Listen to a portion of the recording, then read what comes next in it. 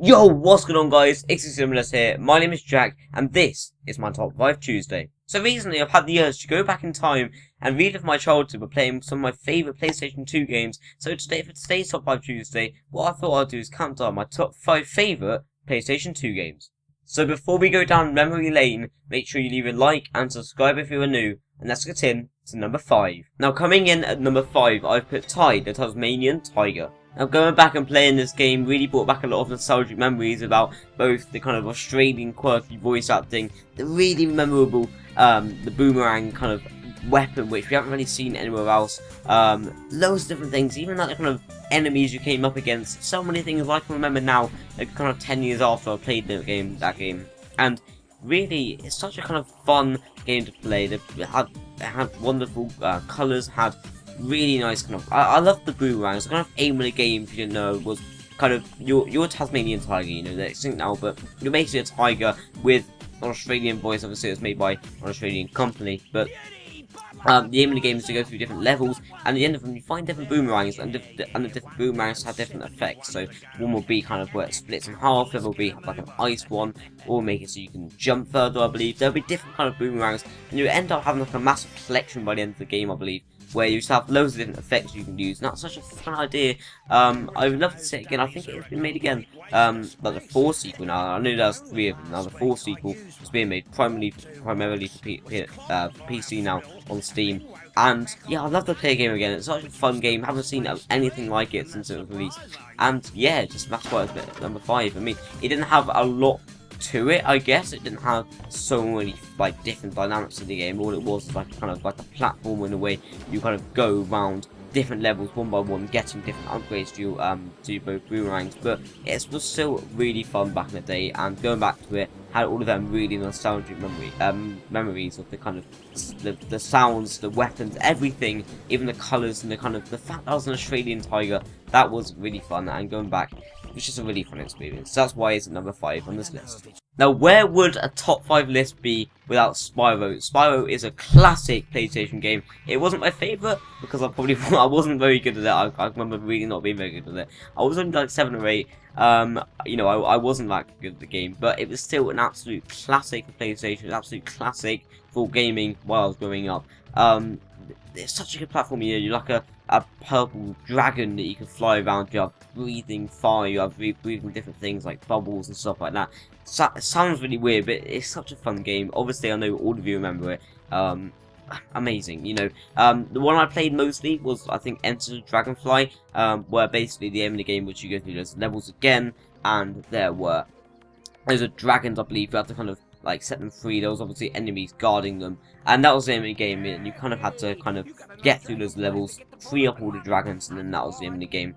And then once you're done, you complete it, I guess. But it was such a fun. It's still such a fun game, you know. I had so much fun playing it. I remember spending hours upon hours trying to complete this one level, and yeah, so that's why it's at number 4. And at number 3, I'm putting Pokemon, the entire series, and with this new craze of Pokemon Go, I absolutely love it because of the nostalgia I'm getting off it. But I mean, Pokemon is such a classic, you know. It's obviously Nintendo, not PlayStation now, or Sony.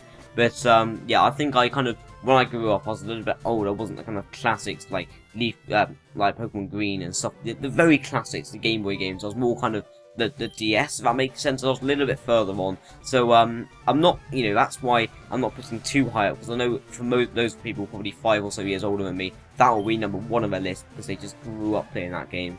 But yeah, number 3, I'm putting Pokemon, the entire series. No, it's such a fun game, you know.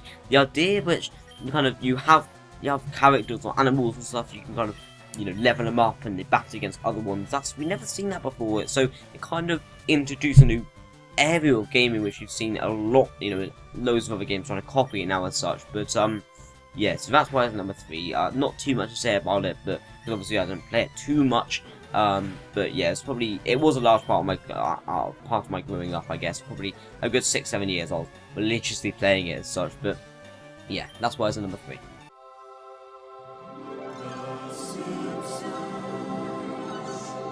And at number 2, I'm putting The Simpsons Hit and Run. And going back and playing this game made me realise how all The Simpsons Hit and Run is a Peggy 3 Grand Theft Auto. and it's got so much fun stuff you can do in GTA, but obviously just like made for children, if that makes sense. Obviously, it's like a Peggy 3 or 7 or something.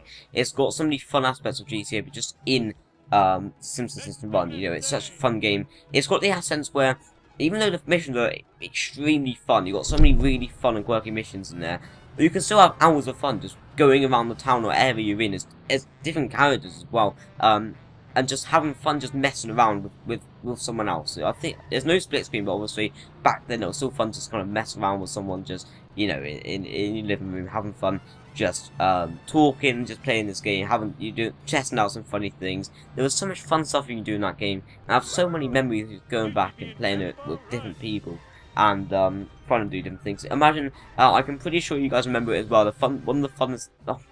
It's the kind of thing I do quite a lot. I can remember doing quite a lot. Is trying to drive like everyone else did. If that makes sense. Like the AI did. So obviously, like, driving is just impossible in games like that, because you just always steer off the road and stuff like that. But I remember trying my best to kind of drive like everyone else, like stopping at the red light and stuff like that. And that was just so much fun. There's so much stuff you can do. I have so many memories of just trying to do different missions and going through it with, so, you know, different people doing a whole kind of storyline in like a week or something. And it's so much fun to do. It's so much fun to play, and got so many memories. And that's why it's at number 2. And at number 1, no surprise here, I'm putting the entire Crash Bandicoot series, but in particular, it's Crash Bandicoot Tag Team Racing. Now, I did play so many Crash Bandicoot games growing up, and the entire series, just Crash Bandicoot, I love him. He's such a fun character to be, a classic for PlayStation. I believe he's coming back for PlayStation 4, which is absolutely fantastic. That's enough for a different video, but, you know, it's the Crash Bandicoot Tag Team Racing.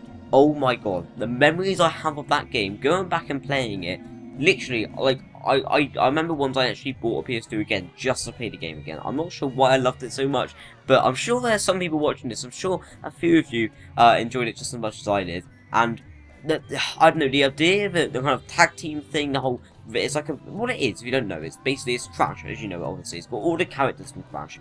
I don't know how they made it on the PS2 in like 2005, but they did somehow. But, what they did was they kind of made it so there's a whole kind of areas, a whole kind of outside world as such, but there's also like a racing element to it. Obviously it's tag team racing, so there's a whole kind of tag team racing, which is a massive racing part of the game. But there's also challenges, there's a kind of quests you can do in like a real world, if that makes sense. There's loads of like just the menus, the kind of the items you get, everything, just the memories I got from playing that game again like a week ago or so when I played it.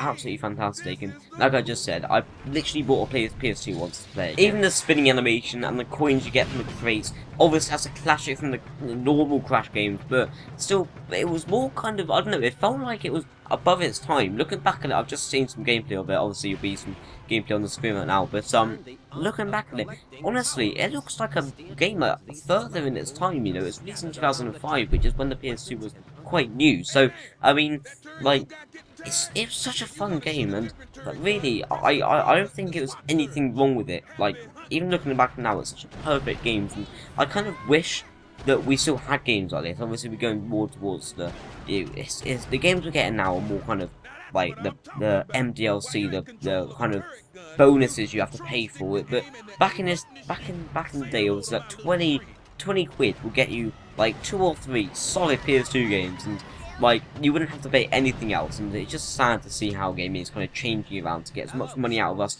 as possible. But yeah, I guess that's how it is.